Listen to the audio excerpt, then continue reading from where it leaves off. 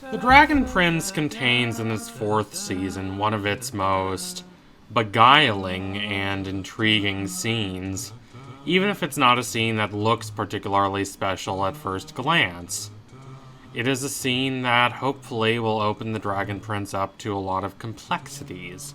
Hopefully it will open the show up to doing what it does best, which is undermining a lot of these clear, unambiguous proclamations about peace and prosperity and order, and delving into the uncertainties and the anxieties that underlie these grandiose proclamations. I'm thinking of the scene in Season 4, Episode 4, wherein Zubeia discusses the history of Aaravos to our good friends Callum and company.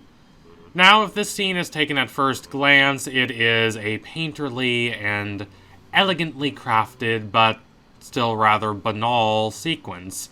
It serves a utilitarian purpose, that being to introduce the threat of Aaravos that has hitherto remained vague and amorphous to Callum and company. It is to demonstrate to them what Viren has already learned, that Aaravos is guileful, he is alluring, and he adores luring people into his traps and then tricking them. But the version of the story Zubeia gives is rather broadly sketched. It's rather self-aggrandizing in a way. It valorizes the dragons and a brave, daring human, and it views Aaravos as being this shallow, one-dimensional tempter that anyone who had a willingness to look beyond their own personal ego would be able to resist. But we've already seen that the truth is a little more complicated than that. We've spent the last 3 seasons with Viren. Viren is a bit arrogant, and he is a bit self-impressed, but nonetheless, he is not this shallow, tedious, narcissistic person. He genuinely wanted what he believed was best for humanity. He genuinely wanted to improve the lot of his fellow humans, seeing the disadvantageous position they were in the society because they did not have the power that the dragons and the elves have. Viren falls under the thrall of Aaravos not because he is particularly myopic, but because his ambitions combined with a very real and very raw sense of loss and sense of powerlessness send him to rely more and more on this enchanting tempter. Viren is not entirely without reservations and scruples, but Aaravos helps him. Aaravos' advice is good, so Viren gradually grows more numb and more indifferent to being willing to take more and more of it. I wonder if something will happen with Callum, then. Callum, thus, already knows how bad Aaravos is. Not just because of the speech, but because at the end of that episode, Callum is taken possession of by Aaravos. So, what is going to happen between Callum and Aaravos? Perhaps Aaravos will try to convince him that Zubeia's grandiose, magniloquent spiel about him is wrong. Perhaps, if the Dragon Prince is as clever as I know it can be, it might open the door to thinking that Aaravos might be right about a few points. Not about everything. He's certainly not a good being, and I don't want the show to consider him particularly sympathetic, but I do want it to undermine a lot of these grandiose, overt narratives about the heroic humans and dragons against the vile Aaravos and the people who had fallen under his thrall. I want more complexity because more complexity fits the world that exists, that the show has created. The show's best episode, in my opinion, Thunderfall, derives much of its poignancy and much of its devastating power from its unwillingness to resolve these tensions that it awakens, these fissure-like divisions between what is and what we want to be, into mere trite moralizing. But what exactly does this mean about Zubeia? How should we think about Zubeia? Should she be expanded? Should she be made more of a full-fledged, more three-dimensional character? Maybe, but not necessarily.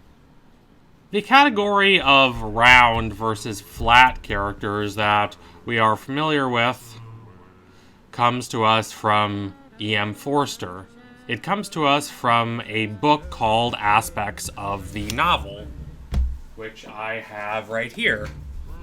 He talks in Aspects of the Novel about the difference between so-called round and so-called flat characters, and while he does prefer round characters and gives us quite a few reasons why round characters are superior, that is likely not the part of his argument that people would need convincing about these days. If you said to your average fan that, oh hey, characters who change, who go through character arcs, who have the ability to make decisions that they would not have made earlier, are better than characters who are very one-dimensional, that would not be a surprising observation. That would even be banal.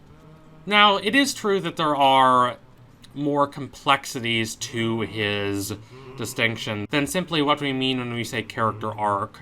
E.M. Forster talks about brown characters as being able to surprise us. Being able to surprise us. Think about that.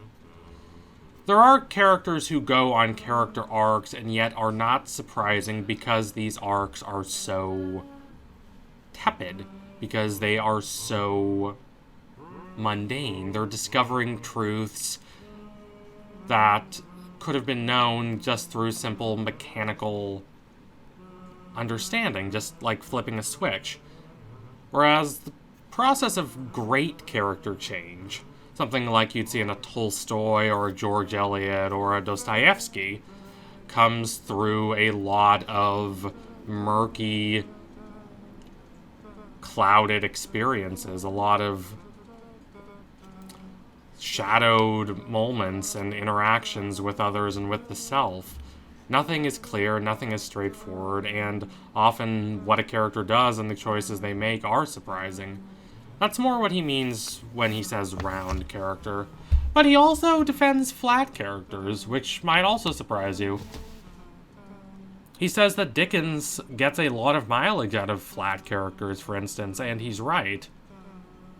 Even if we are of the opinion voiced by most people these days, especially in fandom, that characters who change over time, who go on character arcs, are superior to those who don't, we must understand that that is simply a bias of ours. That is simply a result of our cultural conditioning. It is not some grand objective truth, and such an idea would have been completely incomprehensible to, say, someone like Edmund Spenser. I've been reading a lot of The Fairy Queen recently, and that operates in a completely different whole narrative, literary tradition that would be very alien to us. That does not mean he was right or that we're right. What it means is that we, even as we come to conclusions that I think are right, like characters should be in the process of going through constant change and transition and questioning what they had believed, we should recognize that our desire that they should do that is a fundamentally more modern desire. And also that not even us really want this of all characters, because of course we don't. Forster talks about this quite a bit.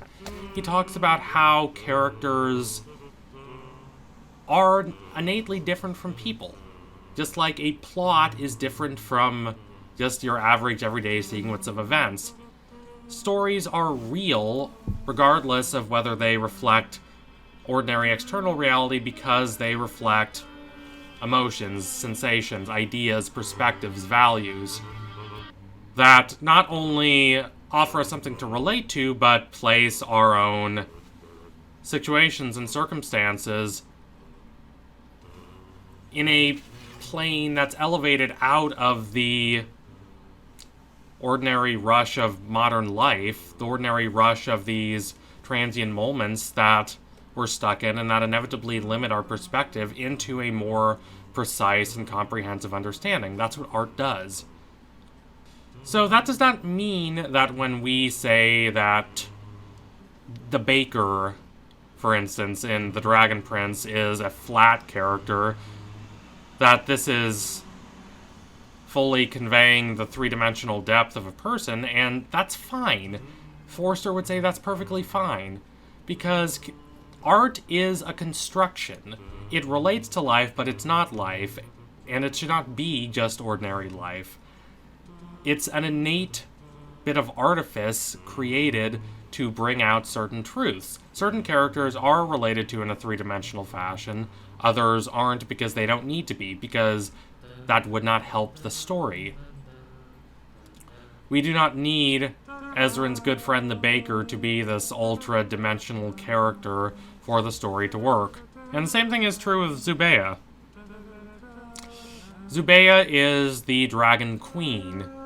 A little haughty, perhaps, and a little presumptuous, even if she is rather nice and generous compared with the other dragons we know.